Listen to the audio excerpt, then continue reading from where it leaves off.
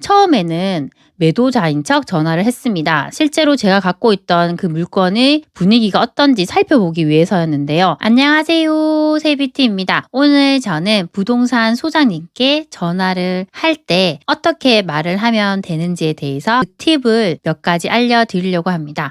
저희가 내 집을 마련하거나 투자를 하려고 할 때 현장에 가서 직접 부동산 소장님을 찾아뵙는 게 가장 좋습니다. 하지만 매번 그렇게 하기가 어렵기 때문에 이렇게 전화로 먼저 물어보는 경우가 많습니다.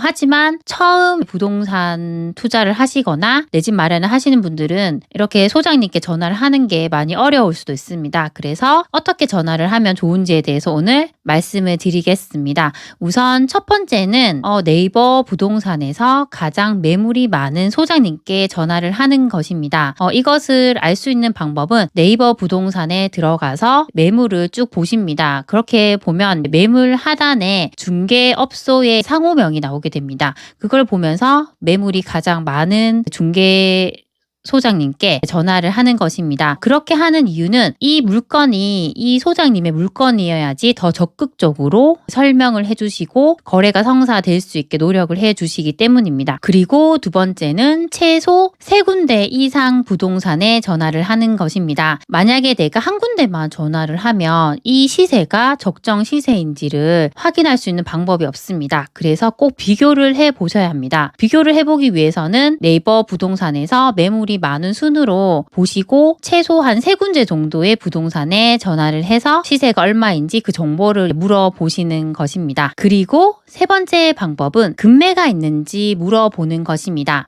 제가 먼저 소장님께 금매가 있는지 물어보지 않으면 소장님들은 일반적인 이제 매물을 소개를 해 주십니다. 그렇기 때문에 꼭 먼저 금매가 있는지를 물어보셔야 합니다. 그리고 금매가 있다고 하면 그것이 왜 금매로 나왔는지 그 사정을 꼭 확인을 해보셔야 합니다.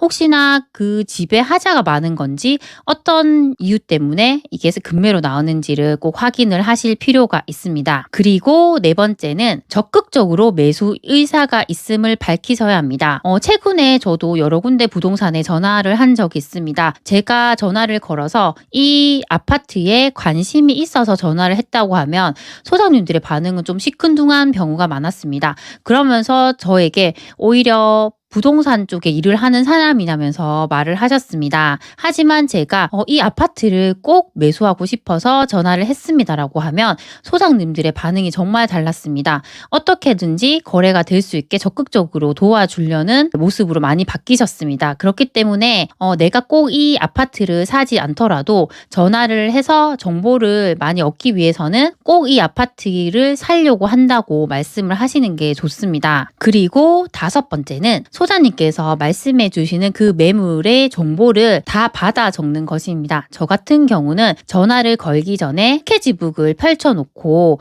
소장님께서 하시는 그 말씀을 다 받아 적습니다. 지금 현재 거래 가능한 매물이 어떤 게 있고 몇 동 몇 호이고 그 층과 향 그리고 가격, 집주인이 사는지 세입자가 사는지 그 정보를 세세하게 다 적어 놓습니다. 그리고 소장님께 문자로 그 매물을 보내줄 수 있는지에 대해서도 여쭤보고 가능하면 받아 놓기도 합니다. 그렇게 해서 제가 혼자 이렇게 찾아보면 분명히 그 단지에서 저평가된 물건을 찾을 수가 있습니다. 그렇기 때문에 꼭 소장님께 전화를 할 때는 메모를 꼭 하셨으면 좋겠습니다.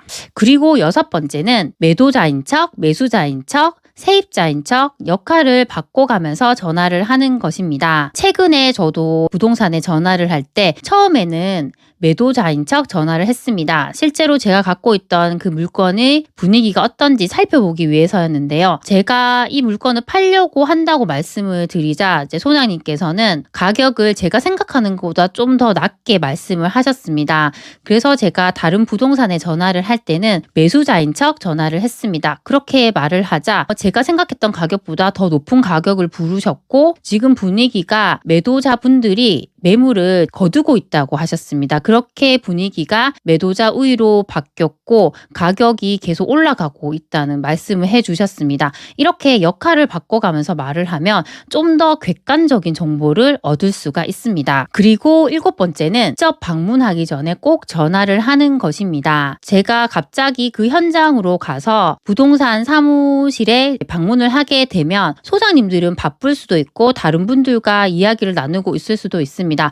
그렇게 되면 제가 얻고자 하는 정보를 잘 얻지 못하고 나와야 되는 경우도 많습니다. 그렇기 때문에 꼭 미리 하루 전에 전화를 걸어서 내일 방문을 몇 시에 하겠다고 말씀을 드리는 겁니다. 그렇게 하면 소장님들께서는 어떤 매물이 거래가 가능한지 미리 알아볼 수 있는 시간이 있기 때문에 저에게 좀 더 정확한 정보를 줄 수가 있습니다. 그리고 멀리 사는 지역에서 방문을 했다고 하면 소장님들께서는 좀 더 잘 내주시는 경우가 많습니다. 그렇기 때문에 미리 방문을 하시기 전에 이렇게 전화를 하시는 것이 좋습니다. 오늘은 이렇게 부동산에 전화를 잘 하는 팁에 대해서 말씀을 드렸습니다. 우리가 꼭 투자를 하지 않더라도 내 집을 마련하기 위해서도 우리는 부동산 거래를 할 수밖에 없습니다. 그렇게 부동산 거래를 하기 위해서는 소장님과 전화를 하는 일이 점점 많아집니다. 처음에 내 집 마련을 하시거나 부동산 투자를 하기 위해서 부동산에 전화를 해야 하는 분들은 전화를 걸기가 껄끄럽고 힘들다는 분들이 많습니다.